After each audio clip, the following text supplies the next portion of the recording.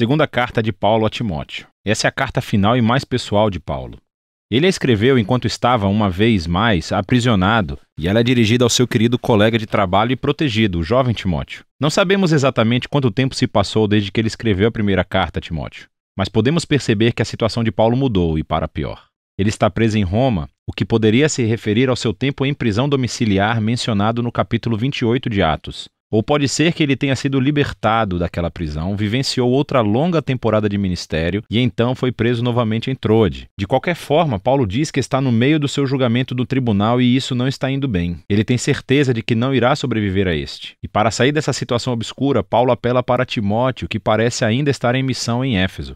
Paulo pede a Timóteo para vir ficar com ele na prisão para que possa passar-lhe a missão de criação de igrejas que ele iniciou. O modelo da carta é bem simples. Há duas grandes sessões onde Paulo desafia Timóteo. Primeiro, a aceitar seu chamado como um líder e depois, antes de ir até Paulo, para lidar com os mestres corruptos que ainda causam problemas em Éfeso. Após isso, Paulo conclui a carta. Paulo começa agradecendo a Deus por Timóteo e sua família, especificamente por sua avó, Lóide, e sua mãe, Eunice. Elas imergiram o jovem Timóteo na história das Escrituras do Antigo Testamento. Elas suscitaram nele uma profunda fé no Messias, Jesus. Assim, por causa dessa fé sólida, Paulo oferece a Timóteo o seu primeiro desafio. Ele o exorta a rejeitar qualquer tentação de se envergonhar das boas novas sobre Jesus ou de Paulo, que está sofrendo na prisão, justamente por anunciá-las. A razão pela qual Paulo precisa enfatizar isso é pelo estigma negativo que ele ganhou, dado a quantidade de vezes que esteve na prisão.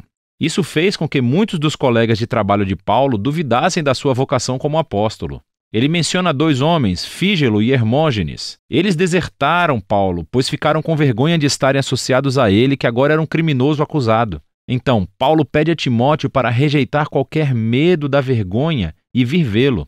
Paulo sabia que esse era um pedido caro, que poderia colocar Timóteo em perigo. E assim, ele lembra a Timóteo que a graça de Jesus é uma fonte de poder realmente importante e que ele precisará dela, pois seguir Jesus não é fácil. Exige tudo o que você tem. Paulo compara o fato de seguir a Jesus a se alistar como um soldado que se esforça para agradar o seu comandante oficial, ou como um atleta que treina o seu corpo para uma competição, ou como um agricultor dedicado e trabalhador.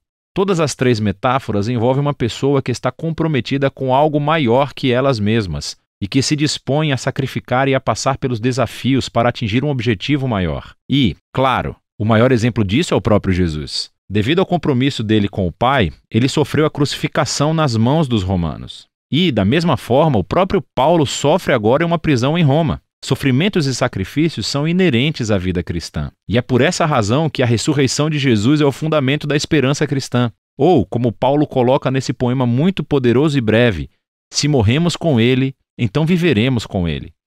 Se aguentarmos o sofrimento, então reinaremos com ele. Se o negarmos, ele nos negará. Se formos infiéis, ele permanece fiel, pois ele é incapaz de negar a sua própria natureza. O amor de Deus pelo nosso mundo gerou uma nova esperança pela morte e ressurreição de Jesus. E assim, para aqueles que correrão o risco de confiar e seguir Jesus, Deus promete a vida e a vindicação. Para aqueles que o negam, Deus honrará essa decisão e fará o mesmo. Mas a infidelidade do povo nunca levará Deus a abandonar a sua fidelidade. E assim, Paulo convida Timóteo a ser fiel, sabendo que isso pode ter um preço. Paulo segue para a segunda metade da carta, convidando Timóteo a confrontar os mestres corruptos em Éfeso, antes que ele venha a Roma. Aquilo que eles ensinam está se espalhando pela igreja de Éfeso como um câncer.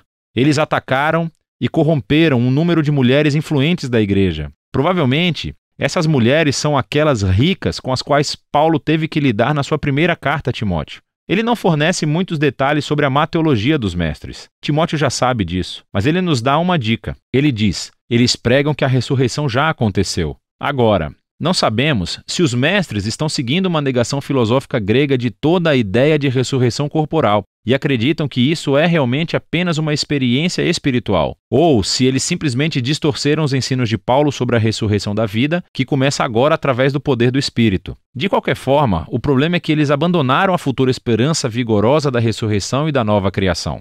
Em vez disso, eles abraçaram um cristianismo privado hiperespiritualizado que está desconectado da vida diária. E assim, Paulo convida Timóteo a levantar líderes fiéis, os quais ensinarão as verdadeiras boas novas de Jesus.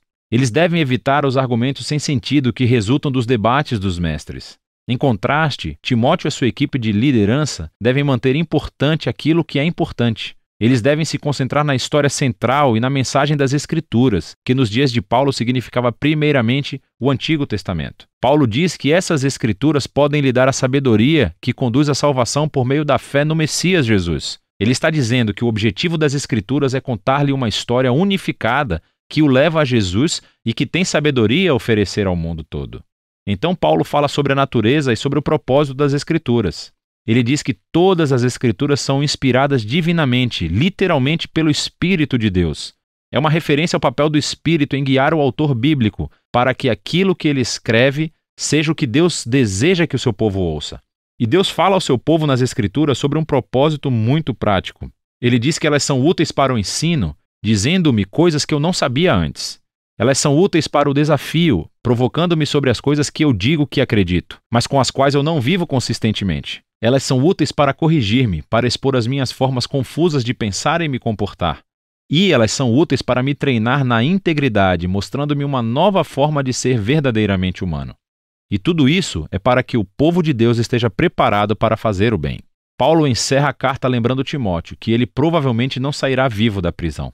Então ele pede a Timóteo para vir o mais breve possível, antes do inverno. Ele não quer congelar em sua cela e precisará do seu casaco de inverno que deixou para trás. E também, Timóteo poderia trazer aqueles documentos pessoais que ele deixou em Troade quando foi preso. Ele também menciona Alexandre, que é um homem especialmente perigoso a quem Timóteo deve evitar. Provavelmente ele é o responsável pelo aprisionamento recente de Paulo. Paulo conclui mencionando como quase todos o abandonaram na prisão. E agora, a sua única fonte de conforto é a presença pessoal de Jesus que está com ele e o salvará mesmo se ele morrer. E então a carta termina. A segunda carta a Timóteo permanece como um lembrete de que a vida influente e a missão de Paulo foram marcadas pelo desafio, pelo sofrimento e pelas lutas persistentes. Seguir Jesus envolve risco e sacrifício. Significa viver a sua vida com tensão e desconforto. E essas coisas não são um sinal da ausência de Jesus. Pelo contrário, como Paulo descobriu com gerações de cristãos após ele, que, exatamente naqueles momentos sombrios e difíceis, o amor e a fidelidade de Jesus podem se tornar mais tangíveis e reais. E é disso que se trata 2 Timóteo, a última carta de Paulo.